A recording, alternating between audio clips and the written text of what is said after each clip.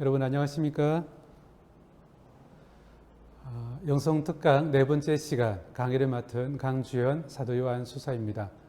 우리 오늘은 이제 모든 형제들 제3장을 함께 읽어보도록 하겠습니다. 날씨가 많이 더워졌는데 특별히 우리 건강 잘 챙기시고 그리고 이 무더위 잘 지냈으면 좋겠습니다.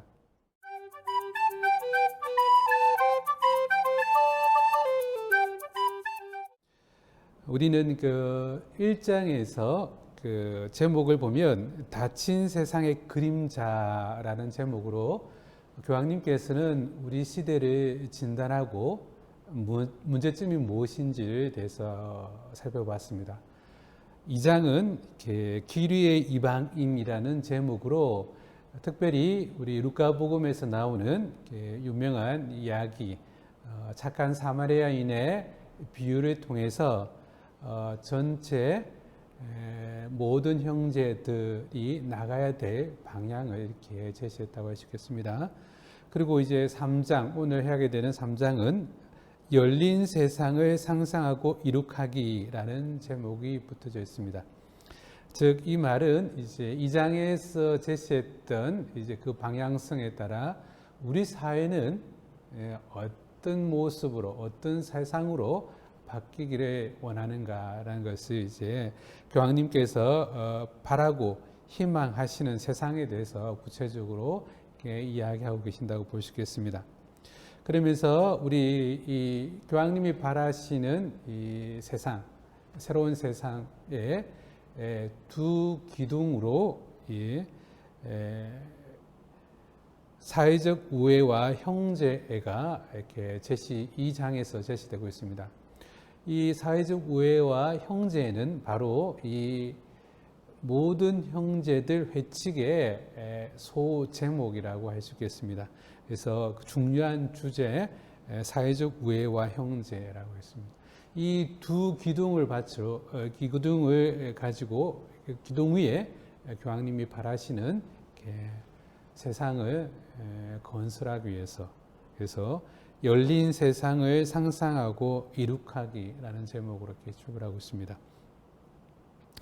자, 그런데 이제 우리 구체적으로 이렇게 교황님이 말씀하시는 사회적 우애는 아미치치아 소치알레 이것은 94항에서 아무도 배척하지 않는 사회적 우애라고 설명하셨고 형제애는 프라테르니타는 모든 이에게 열려있는 형제애라고 이렇게 이야기할 수 있겠습니다. 교황님께서 바라는 세상을 이렇게 한마디로 열린 세상이라고 이렇게 표현되고 있어요.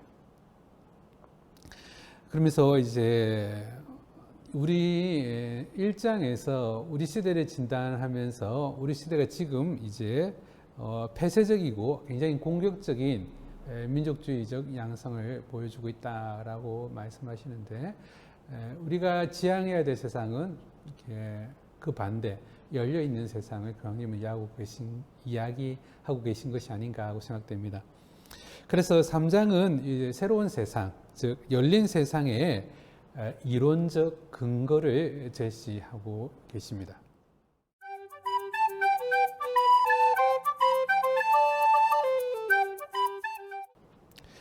자, 이제 그 출발점으로 어떻게 열린 세상의 그 이론적 근거의 그 출발점으로 교황님은 이게 인간학에서 출발하십니다. 처음에 말했듯이 이 모든 형제들의 그 대상, 교황님이 글을 쓰신 그 대상은 우리 믿는 신자들일 뿐만 아니라 이제 선의의 모든 이들, 즉 이제 tutte le persone di buona volontà, 좋은 의향을 가지고 있는 모든 사람들을 향해서 이 회칙을 쓰셨다고 했기 때문에 이제 그 출발점을 우리 인간의 본연의 모습, 인간학에서 출발하고 있습니다.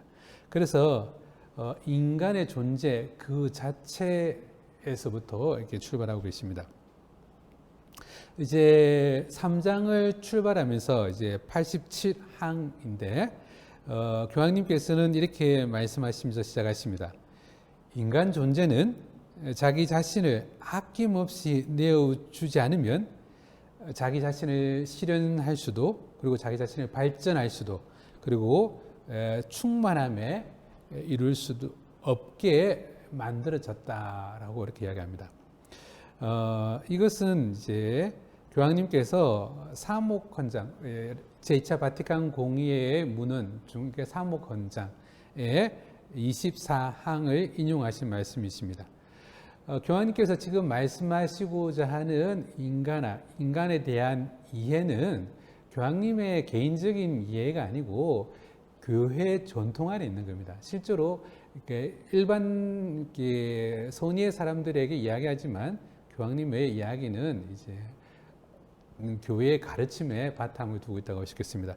그래서 이제 우리 가톨릭 교회의 인간관에 대해서 설명하자면 간추린 사회 교리 30항에 보면 이렇게 설명하고 있습니다. 인간은 타인, 이 세상의 모든 사람을 향하여 열려 있다. 라고 합니다. 그리고 인간은 너에 대하여 나라고 말할 수 있을 때에 비로소 나 자신을 이해하기 때문이다. 그래서 우리 가톨릭에서 인간과는 우리 자신을 이해하는 것은 관계 속에서, 타인과의 관계 속에서 내 자신을 비로소 이해할 수 있다라고 이렇게 인식하고 있습니다.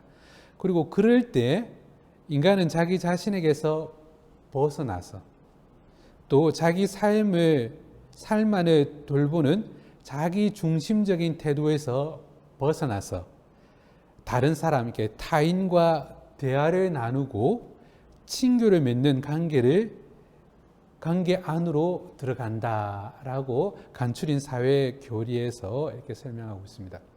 그래서 인간 본연이 타인과의 관계를 통해서 자기 자신을 이해하고, 그리고 비로소 자기 중심적인 사고, 자기 자신에서 벗어나서 타인과 친교를 이룰 수 있는 존재다라고 이렇게 설명하고 있습니다. 87항에 보면 이렇게 교황님께서는 말씀하십니다. 다른 이들과의 관계가 없다면, 그리고 사랑할 구체적인 얼굴들이 없다면 아무도 삶의 참다운 아름다움에 경험할 수 없습니다. 이것이 바로 인간 존재의 신비입니다. 라고 이렇게 교황님. 인간 존재의 신비는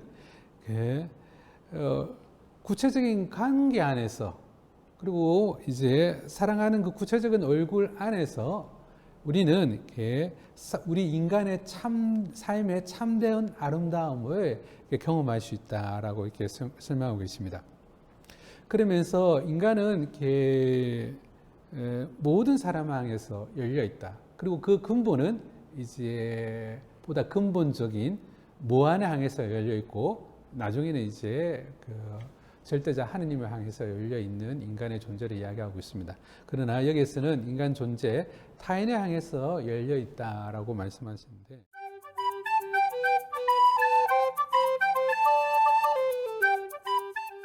인간 본연의 모습은 이제 서구 사회가 가지고 있는 인간관과 조금 이렇게 대치를 이루고 있습니다. 서구 사회는 이렇게 서양 철학의 출발점, 그리스라고 하시겠죠.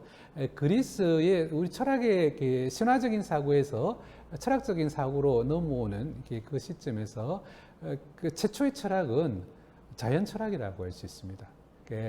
자연이 무엇으로 구성되어 있는가, 이렇게 아르케죠. 그 근원이 무엇인가에 대해서 질문합니다.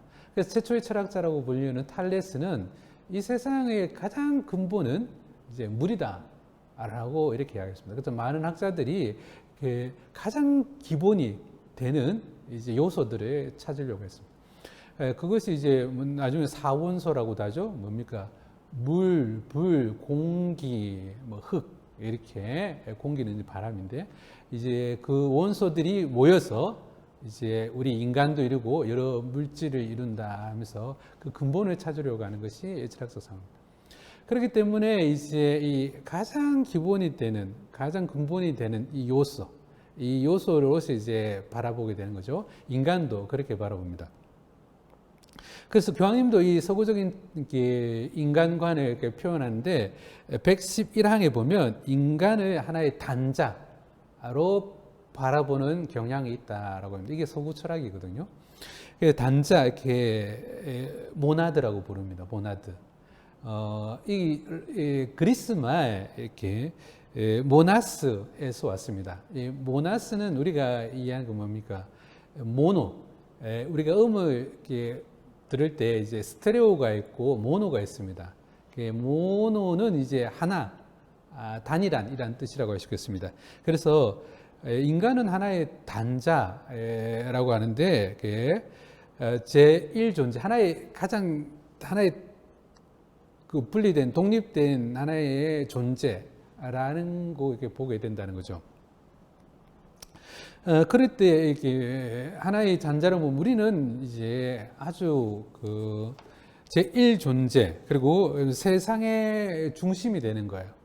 그래서 서양 철학은 여기서 출발해서 나 자신이 세상을 어떻게 바라보는가에 대해서 관심을 가집니다.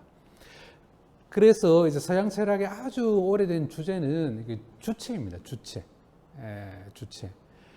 그것이 이제 더욱더 극단적으로 나아가는 것이 칸트라고 할 수 있겠는데, 칸트는 우리 인간 바깥에 있는 그 물 자체에 대해서 우리에게는 큰 중요하지 않다. 우리가 그것을 어떻게 인식하는가 하면서 굉장히 주관적인 철학을 펼쳐나가는 게 칸트라 했습니다. 그래서 인간의 가장 큰 철학의 주제 중에 하나가 나 자신에 관한 이해, 주체라고 할 수 있습니다. 그래서 이제 인간은 세상의 중심이고 내가 어떻게 바라보는 게 세상의 중심이고 그리고 그러다 보니까 이제 아주 단단한 이렇게 단자이기 때문에 관계 맺음에서 굉장히 어렵습니다. 그래서 이제 뭡니까? 예를 들면 중세에 성을 쌓고 아주 단단한 성을 쌓고 그 안에 있는 군주의 모습이 대표적인 모습이죠. 그렇게 성 안에서 외롭게 사는 자기가 중심이 되는 군주의 모습이 이렇게 띄고 있습니다. 그래서 이제 타인과 이제 그 성을 밖에 놓아야 되는데 그것이 어렵죠. 서양에서는 우리 악수를 하지 않습니까? 이렇게 악수를 하는 이유도 한대와 한영의 의미라기보다 둘이 이제 손을 이렇게 붙잡고 있으면 칼을 못 뽑는다는 거죠. 칼을 못 뽑는다. 그래서 이제 손을 붙잡고 이렇게 이야기를 하는 게 악수의 출발점이라고 이렇게 이야기하죠. 그래서 뭐냐면 이렇게 관계 맺음이 어려움. 왜냐하면 내 자체, 인간 존재, 인간 이것에 대해서 집중하고 있기 때문입니다. 그런데 교황님은 이렇게 과감하게 우리 가톨릭 교회는 인간은 열려진 존재다 이렇게 표현하고 있습니다.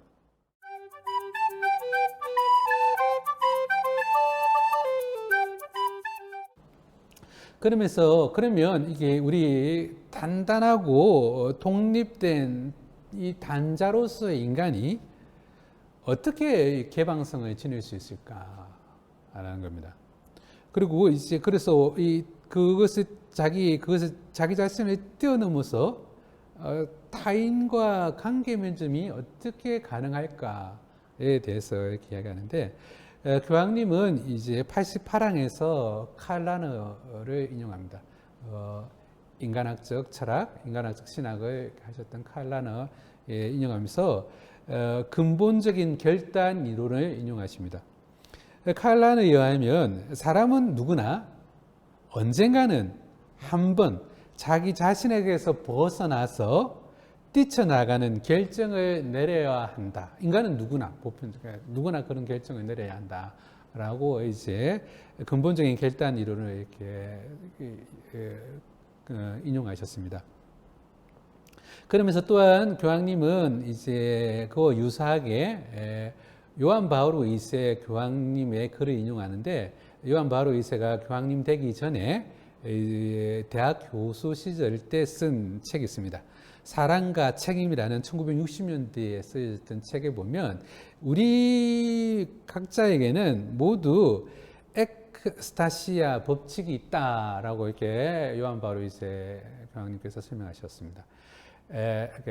엑스타시스. 우리는 엑스타시스는 이제 뭡니까? 탈원. 이런 의미로 번역이 되죠.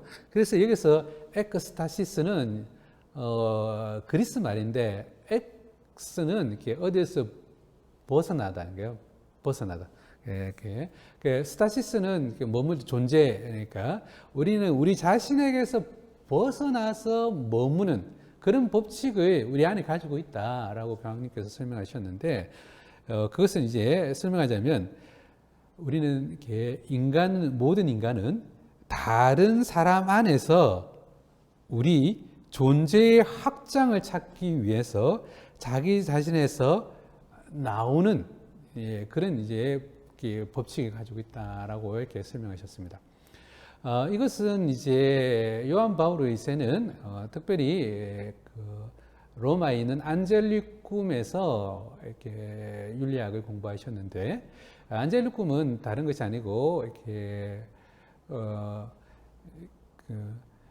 토마스 아퀴나스를 연구하는, 토마스 아퀴나스는 이렇게 도미니쿠 수도에서 운영합니다. 그래서 교황님은 이제 요한 바오로 2세는 이렇게 토마스 아퀴나스의 영향을 받는데, 이 대목은 이렇게 토마스 아퀴나스의 신학 대전에서 이렇게 자주 나옵니다. 토마스 아퀴나스는 이렇게 합니다. 자기 자신에게서 나와 타인에게 향하게 함으로써 존재를 확장시키고, 같은 말이죠. 요한 바오로 2세가 인용했던 존재를 확대시키고 유대감을 만들어내게 하는 것은 토마스 아퀴나스에 의하면 그것은 인간 안에 있는 사랑의 힘이다라고 이렇게 합니다. 그래서 사랑은 움직임이며 동력의 원동력이다라는 거다. 즉 인간은 이제 아주 이렇게 단자로서 인간은 이렇게 사랑의 힘에 의해서 자기 자신을 뛰쳐나간다는 거죠.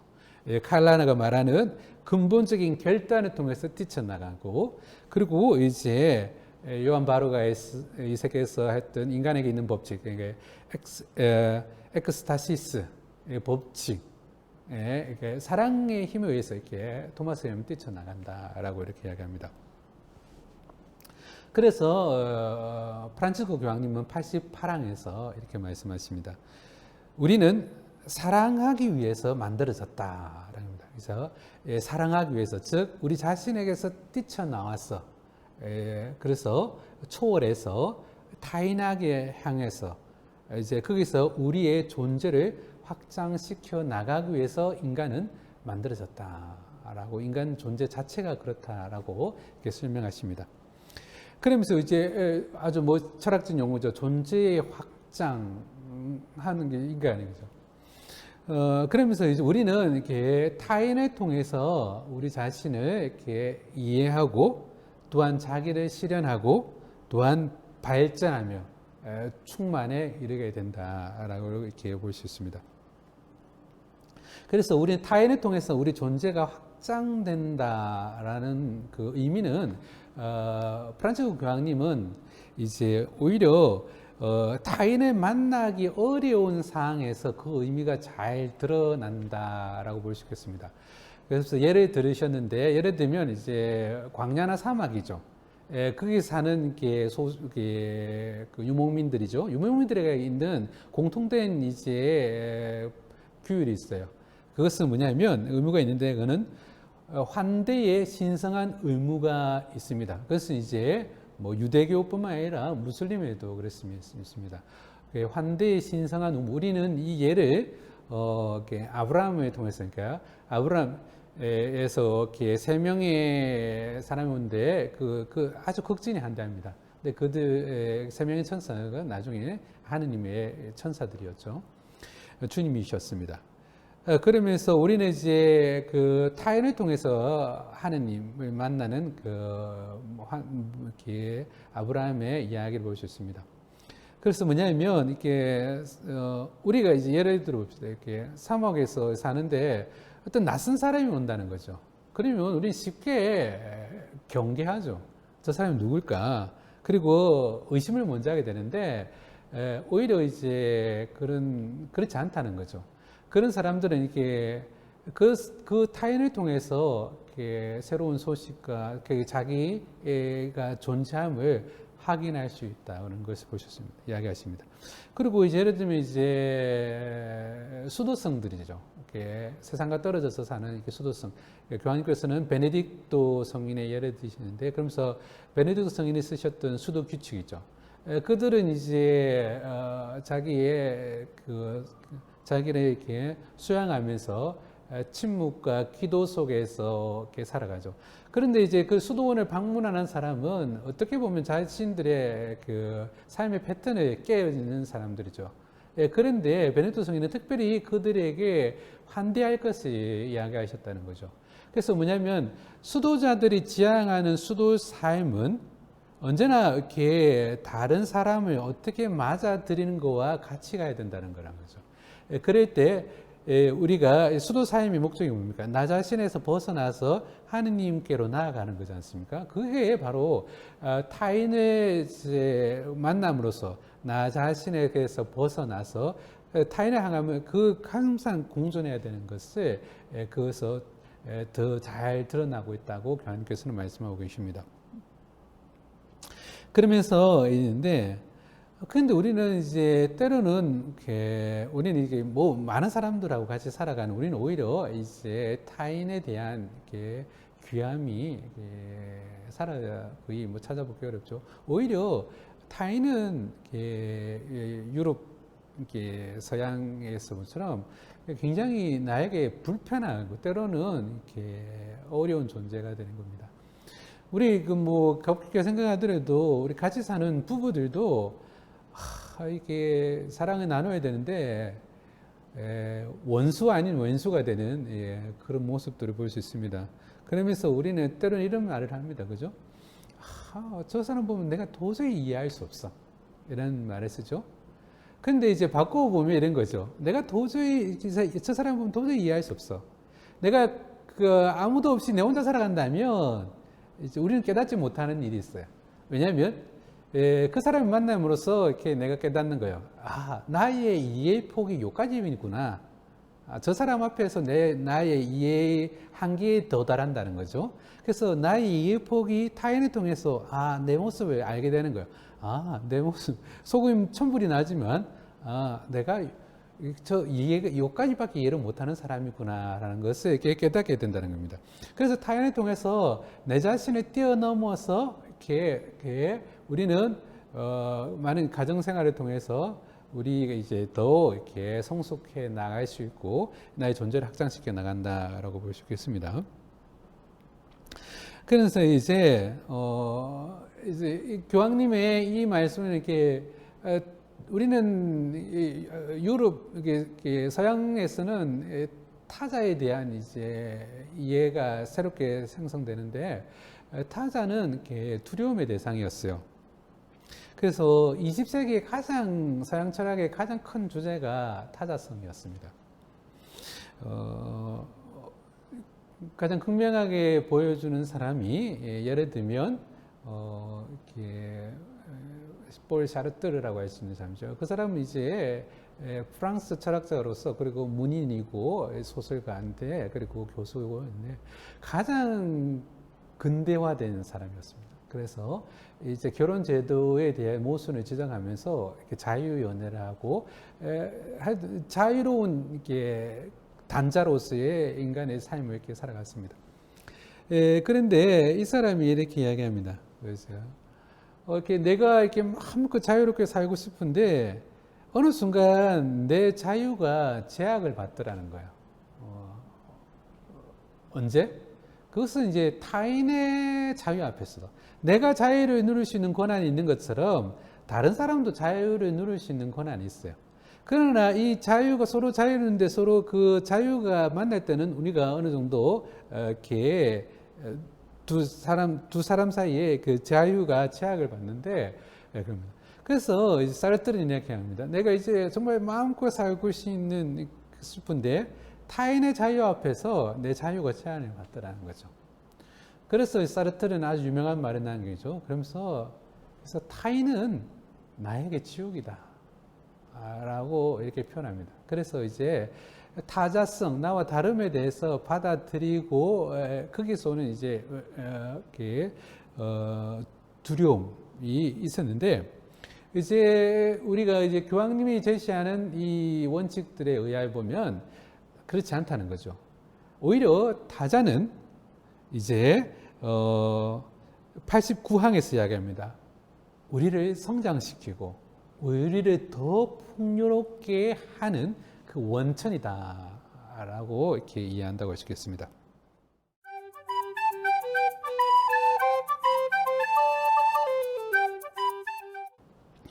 그 39항에 보면 이게 교황님께서는 이제 우리 자신을 뛰어넘어서 초월해서 이렇게 타인과 관계 맺는 이상적인 모습을 이렇게 제시합니다. 이제 그래서 우리는 뭐 수없이 많은 관계 속에 살아가지만 가장 이상적으로 관계 맺는 모습이 무엇인가에 대해서 93항에서 설명하는데, 그것은 이제 어쩌면 가장 순수하고 진정성 있는 관계 맺음이 아닌가라고 할 수 있겠습니다. 그러면서 교황님은 그것은 하느님의 은총으로 가능하다는 거죠. 하느님의 은총으로 그게 가능하고, 그것을 보고 이제 사랑의 체험이라고 이렇게 봅니다. 그럼 가장 이상적인 이렇게 타인과의 관계 맺음은 어떻게 이루어지는가 하면, 첫 번째는 뭐냐면 이제 사랑, 나 안에서 사랑에서 하느님께서 주신 그 사랑에서 출발해서 이제 내 자신에서 나와서 타인을 향하게 되는데, 그때 뭐냐면 그 타자를 나와 함께하는 유일한 존재로 우리가 인식하게 된다는 거죠. 그러면서 이제 여기서 교황님께서 이렇게 사랑에서에서 놓아서 이제 그 타자를 유일한 존재로 인식한다 해서 그 사랑 자체입니다. 사랑을 이렇게 라틴 말로 하면 까리타스라고 이렇게 합니다. 뭐 다른 표현도 있지만 까리타스라는데, 그러면 이제 이 사랑은, 까리타스는 누굴 사랑하게 되면 이거죠. 그러면 까리타스는 형용사 까루스, 까로 이래서 왔습니다. 까로라는 뜻은 뭐냐면 이제 아주 귀한, 소중한이라는 뜻입니다. 그 사람이 나에게 이제 귀하고 사랑하게 되면 귀하고 소중한 존재가 된다는 거죠. 이제 그렇게 이제 받아들이게 됩니다. 그리고 나서 그 다음에 그 사람에게 나의 관심이 그에게로 향하게 된다는 겁니다. 그리고 나서 이제 보답을 바라지 않는 그 사람의 내가 선익을 추구하는 단계로 나아갑니다. 이렇게 교황님께서는 또 이제 보답을 바라지 않는 이런 것을 이제 그라티스라고 그러거든요. 공짜로 이렇게 이야기할 때도 그라티스인데, 라틴 말로 그라티스인데, 이 그라티스는 이제 그라타에서 왔다는 거죠. 이제 형용사 그라타인데, 그러면 그라타는 뭐냐면 기쁨이라는 거죠. 기쁨이 되는. 그래서 내가 뭔가 내가 사랑하게 되고 그 사람이 나에게 소중한 존재가 되고 나의 관심이 가면서 그 사람에게서 무엇이 필요한가를 이렇게 보게 되는 거죠. 그래서 이제 그러면서 그에게 어떠한 보상도 바라지 않고 이제 그것은 기쁨이 되죠. 그라타스, 기쁨이 되는 거예요. 기쁨으로 보상을 바라지 않고 기쁨으로 그에게 그의 선익을 위해서 무엇인가를 한다는 겁니다. 선익을 추구한다는 겁니다. 교황님은 이제 다른 데에서 이렇게 이야기합니다. 이런 것을 잘 드러내는 라틴어 단어가 있는데, 그것이 베네볼렌시아입니다. 베네볼렌시아. 근데 영어일 수도 있죠. 근데 이것은 합성어인데 베네볼렌시아예요. 그 베네볼렌시아는 행복을 볼렌시아 원한다라는 것입니다. 그 사람의 행복해지기를 원하는 것. 그리고 나서 그 다음 단계로 나아갈 때는 그래서 그와 일치를 이루려고 한다. 하나 되려고 한다. 이것이 가장 완전한 이렇게 이상적인 타인과의 관계 맺음이라고 할 수 있겠습니다. 그래서 우리 그와 일치를 이루려고 한다. 요한복음 17장 21절 22절에서 대사제의 기도, 예수님께서 하는 기도에 보면 이렇게 합니다. 그들이 모두 하나 되게 하소서 하고 기도합니다. 그리고 나서 왜냐하면 우리가 하나인 것처럼. 그래서 결국 이제 사랑의 종착점은 이렇게 일치로 예수 그리스도 삼위일치 부분을 따서 타인과 하나를 되려고 하는 그 마음까지 나간다는 겁니다. 그래서 인간 존재 자체가 이제 스스로는 이렇게 존재할 수 없고 언제나 타인을 필요로 하며 타인을 향해서 나아갈 때 우리 존재는 확장되어 나간다는 거죠. 그러면서 하느님의 은총으로 우리가 그 사랑의 힘으로 이렇게 그 사람을 아주 소중한 사람으로 바라보고 우리의 관심이 그에게 쏠려서 그래서 기꺼이 보답을 바라지 않고 기쁜 마음으로 그에게 필요한 것, 그의 선을 추구하면서 그와 하나된 일치로 나아가는 이것이 가장 완벽한 관계 맺음이라고 하십니다. 그래서 그런데 우리 인간의 이 기본적인 이런 모습 안에서 우리 이제 사회적 우애와 형제로가 가능하다라고 이렇게 교황님께서 말씀하십니다.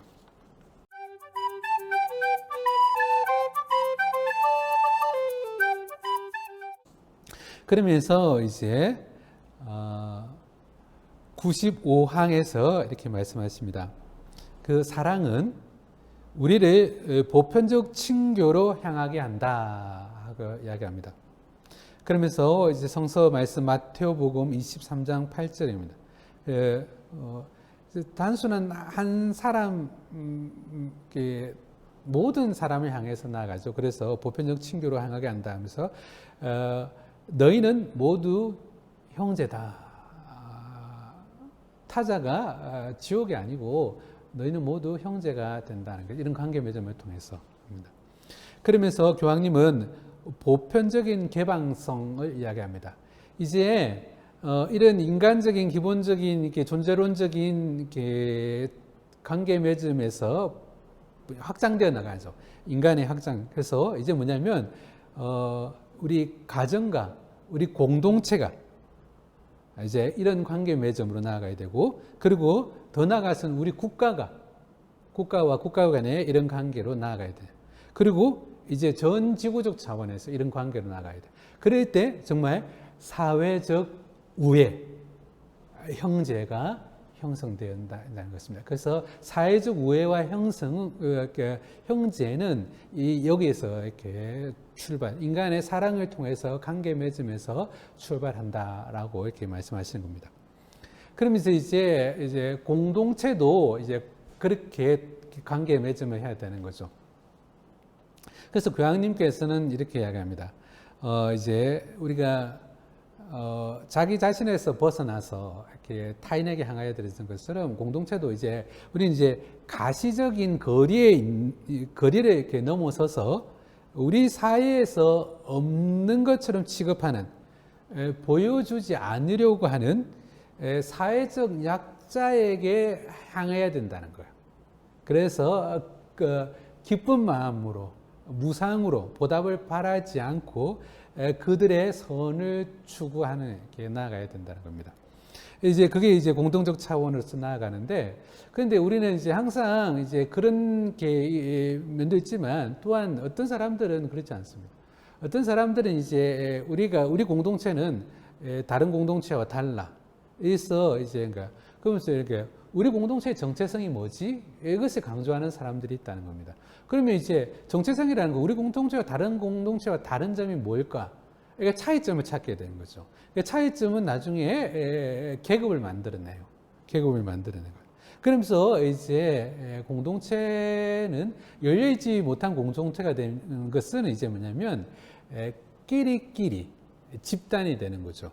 그리고 그 더 나아가서는 이제 우리 공동체라면 집단 이기주의로 나가는 것을 늘 경계해야 된다라고 이렇게 이야기합니다. 그리고 또한 교황님께서는 이제 보편적인 개방성으로 나아간다고 했을 때, 거짓된 보편성에 대해서도 조심해야 된다라고 이렇게 이야기하십니다. 그래서 보편성이라고 해서 획일화, 균일화를 이야기하지 않습니다. 대부분 획일화, 균일화는 뭔가 계산하기 쉽고 뭔가 통치하기 쉽게 하기 위해서 하는 그런 수단이거든요. 그것으로 나아가면 안 된다는 것입니다. 그러면서 우리 대표적인 것이 세계화, 이런 거죠. 우리가 타인과 만났을 때 획일적으로 만나는 게 아니고 그 타인의 다양성 속에서 만나야 된다는 겁니다. 자, 그러면서 이렇게 했는데 이제 이런 이제 개인의 차원에서 개인을 초월해서 넘어서서 타인에게 하고 이제 공동체도 우리 공동체를 넘어서서 타인에게를 향해야 되고 이제 그리고 이제 국가적인 차원에서도 그렇게 나아가야 됩니다. 그러면서 이제 국경을 초월해서 우리는 이제 타인에게 사랑의 힘으로 이렇게 나아가야 되는데 그러면서 106항에서 프란치스코 교황님께서는 그것에 대해서 이렇게 이야기합니다.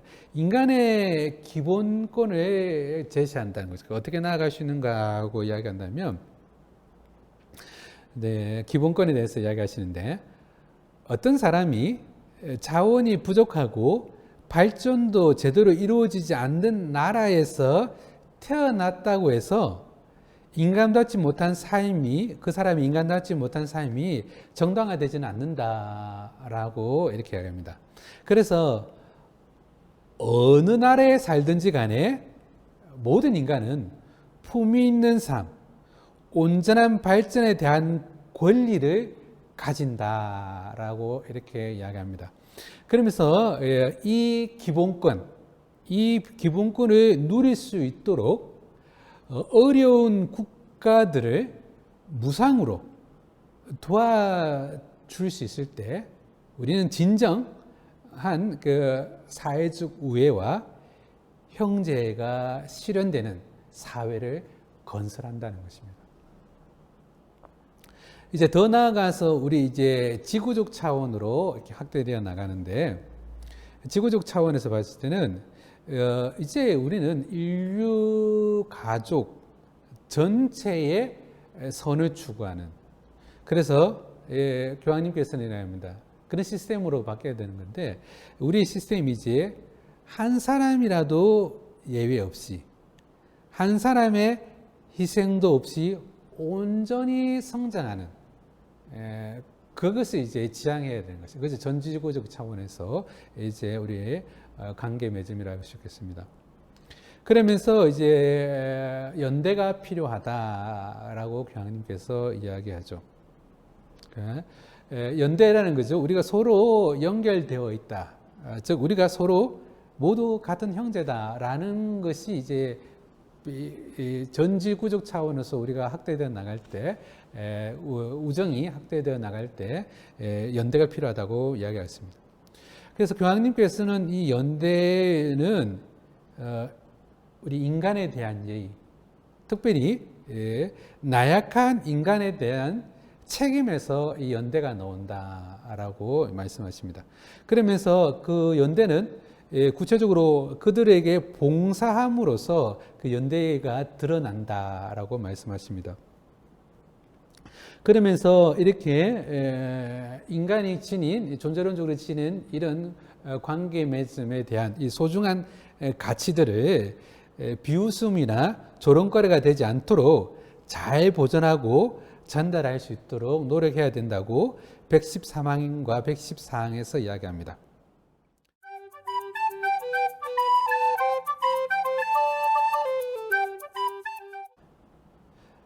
그러면서 이제 교황님께서는 우리 가톨릭의 아주 소중한 이제 가르침에 대해서 이야기하시죠.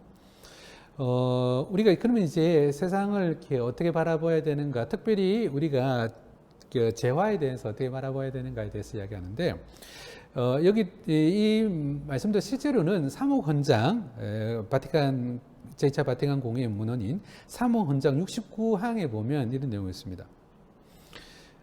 기아로 죽어가는 사람들에게 먹을 것을 주어라. 먹을 것을 주지 않으면 그대가 그 사람을 죽이는 것이다. 라고 제우린 가입니다. 이 가르침은 이미 초세기 많은 교부들이, 예를 들면 요한 크리스토모, 그리고리오 등, 그리고 또 1140년 이제 그라시오 법령의 아래 이것이 있습니다. 즉, 그러니까 굶주리는 사람, 죽어가는 사람들에게 먹을 것을 줘. 그렇지 않으니까 그 사람이 죽으면 네가 그 사람을 죽이는 것이 되는 것입니다. 그래서 내가 그 사람을 굶주리게 만든 것도 아니지만 그것을 벌쓸 때 그 사람 도와주지 않는다면 그 사람을 죽이는 것이다. 라고 이야기합니다. 이것은 우리 가톨릭의 중요한 가르침 중에 하나인 재화의 보편적 목적이라고 부릅니다. 사무헌장 69장에서는 이것에 대해서 어떻게 설명하냐면, 하느님께서는 땅과 그 안에 있는 모든 것을 모든 사람과 모든 민족이 이용하도록 창조하셨다는 것입니다. 그래서 우리가 그 사람에게 먹을 것을 주는 것, 그 사람이 불쌍해서 내가 자선을 베풀기 때문에가 아니라는 거죠.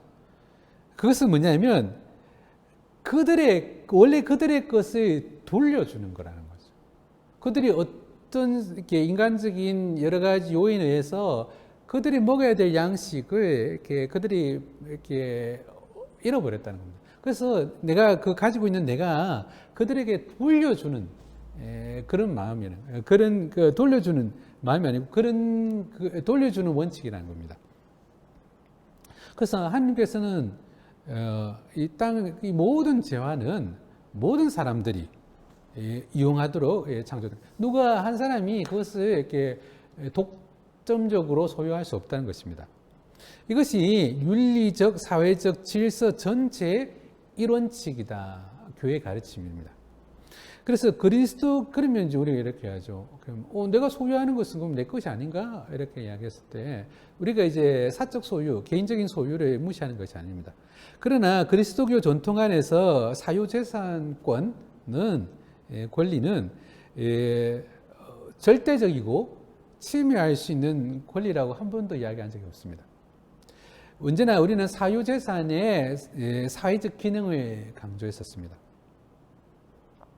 그래서 재화의 보편적인 목적이라는 일원칙에서 나오는 2차적인 권리가 이제 사유재산권입니다. 그래서 사유재산권은 언제나 재화의 보편적인 목적에 종속되어 있습니다. 그래서 우리가 가지고 있는 것은 누구나 나누어야 되고, 당연히 나누어야 되고, 그것이 의무인 것입니다. 그래서 이제 그것을 가지고 오지 못하고 그것 때문에 고통받는 이들을 그들에게 그들의 것을 주는 것이 이제 우리 가톨릭의 가르침입니다. 그러면서 우리가 교황님께서 발전이라는 것은 소수의 부를 축적하는 것이 아니라는 것이죠. 그러면서 인류 가족 전체의 선을 위한 것이 되어야 된다라고 이렇게 이야기합니다. 그러면서 예를 드는데 124망에서 이제 기업인의 예를 듭니다.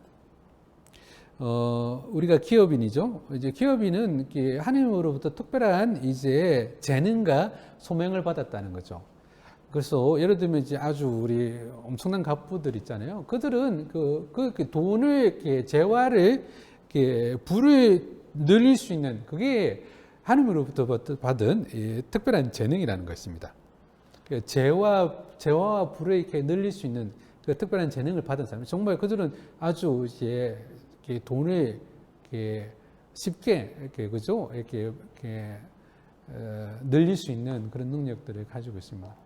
그런데 한편으로 그런 기업인들은 또한 하나님으로부터 소명을 받았다는 거죠. 그래서 그렇게 그 재능들, 하나님으로부터 그것을 더 좋은 세상, 다른 사람의 발전을 위해서 사용되어야 된다는 소명도 그것을 이제 자기가 차지하고 개인의 소유를 해서 그래서 수많은 사람들이 이제 재화가 공평하게 나눠져 있지 못하기 때문에 고통받는 게 해서는 안 된다는 거죠. 그래서 이제 특별히 그들은 기업인들은 다양한 일자리를 창출함으로써 그 빈곤을 대체하고 그들이 이렇게 발전할 수 있는 기회를 제공해야 되는 것은 자선이 아니고 그들의 소명이라는 것입니다.